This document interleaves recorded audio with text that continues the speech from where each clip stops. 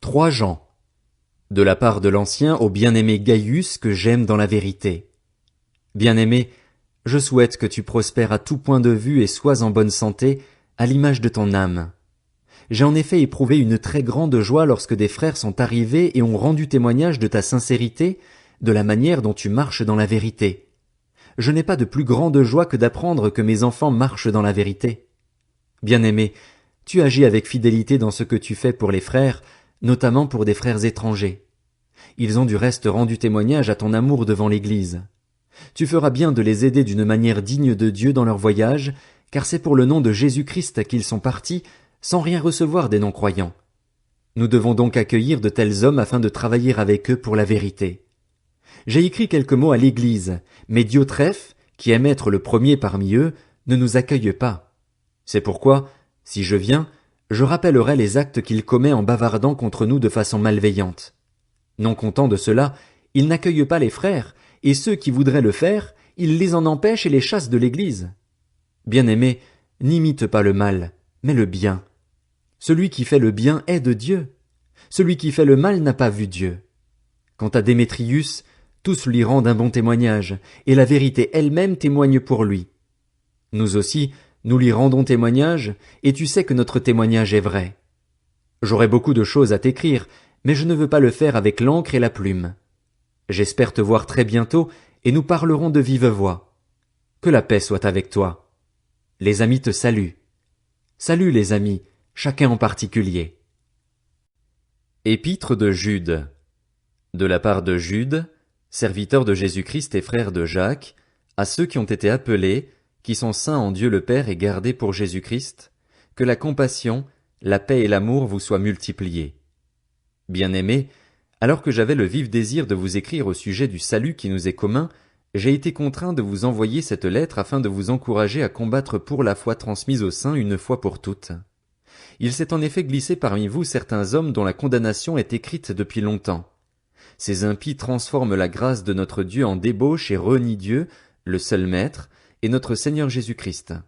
Je veux vous rappeler, à vous qui le savez bien, que le Seigneur, après avoir sauvé le peuple en le faisant sortir d'Égypte, a fait ensuite mourir ceux qui s'étaient montrés incrédules.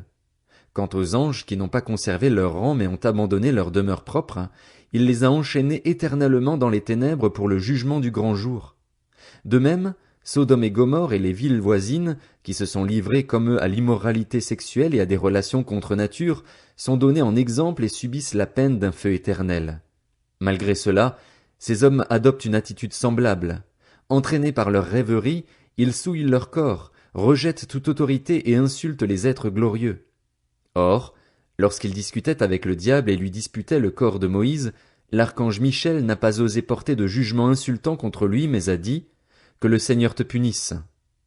Eux, par contre, parlent d'une manière insultante de ceux qu'ils ne connaissent pas et se détruisent par tout ce qu'ils savent d'instinct, comme des bêtes sans raison.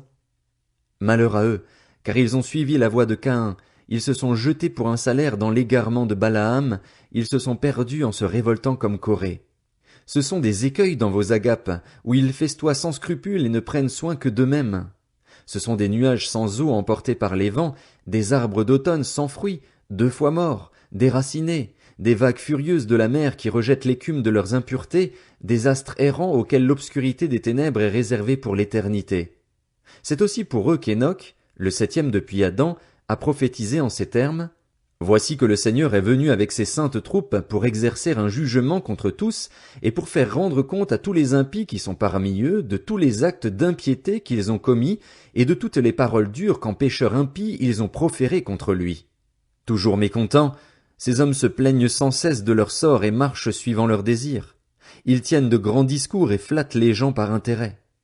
Quant à vous, bien-aimés, souvenez-vous de ce que les apôtres de notre Seigneur Jésus-Christ ont annoncé. Ils vous disaient, à la fin des temps il y aura des moqueurs qui vivront en suivant leurs désirs impies. Ce sont ceux qui provoquent des divisions, sont dominés par leur nature propre et non pas l'esprit. Quant à vous, bien-aimés, édifiez-vous vous-même sur votre très sainte foi et priez par le Saint-Esprit. Maintenez-vous dans l'amour de Dieu en attendant le jour où la compassion de notre Seigneur Jésus-Christ sera manifestée pour la vie éternelle. Ayez compassion des uns en faisant preuve de discernement. Quant aux autres, sauvez-les avec crainte en les arrachant au feu, en détestant jusqu'aux vêtements souillés par leur contact. À celui qui peut vous garder de toute chute et vous faire paraître devant sa gloire irréprochable et dans l'allégresse, oui, à Dieu seul sage, qui nous a sauvés par Jésus-Christ notre Seigneur, appartiennent gloire, majesté, force et puissance avant tous les temps, maintenant et pour l'éternité. Amen. Apocalypse, chapitre 1. Révélation de Jésus-Christ. Dieu la lui a donnée pour montrer à ses serviteurs ce qui doit arriver bientôt et l'a fait connaître en envoyant son ange à son serviteur Jean. Celui-ci l'a attesté, tout ce qu'il a vu est la parole de Dieu et le témoignage de Jésus-Christ. Heureux celui qui lit et ceux qui écoutent les paroles de la prophétie et gardent ce qui s'y trouve écrit, car le moment est proche. De la part de Jean aux 7 églises qui sont en Asie. Que la grâce et la paix vous soient données de la part de Dieu, celui qui est, qui était et qui vient, de la part des 7 esprits qui sont devant son trône et de la part de Jésus-Christ, le témoin fidèle, le premier-né d'entre les morts et le chef des rois de la terre. À celui qui nous aime, qui nous a lavés de nos péchés par son sang et qui a fait de nous un royaume, des prêtres pour Dieu son Père, à lui soit la gloire et la domination au siècle des siècles. Amen. Le voici qui vient avec les nuées. Tout œil le verra, même ceux qui l'ont transpercé, et toutes les familles de la terre pleureront amèrement sur lui. Oui. Amen. Je suis l'alpha et l'oméga, dit le Seigneur Dieu, celui qui est, qui était et qui vient, le Tout-Puissant. Moi, Jean, votre frère et votre compagnon dans la persécution, le royaume et la persévérance en Jésus-Christ, j'étais dans l'île appelée Patmos à cause de la parole de Dieu et du témoignage de Jésus-Christ. Je fus saisi par l'Esprit le jour du Seigneur et j'entendis derrière moi une voix forte comme le son d'une trompette. Elle disait, « Ce que tu vois, écris-le dans un livre et envoie-le aux 7 églises, à Éphèse, à Smyrne, à Pergame, à Thyatire, à Sardes, à Philadelphie et à Laodicée. » Je me retournai pour savoir quelle était la voix qui me parlait. M'étant donc retourné, je vis 7 chandeliers d'or, et au milieu des 7 chandeliers quelqu'un qui ressemblait à un fils d'homme. Il était habillé d'une longue robe et portait une écharpe en or sur la poitrine. Sa tête et ses cheveux étaient blancs comme de la laine blanche, comme de la neige. Ses yeux étaient comme une flamme de feu, ses pieds étaient semblables à du bronze ardent, comme s'ils avaient été embrasés dans une fournaise, et sa voix ressemblait au bruit de grandes eaux.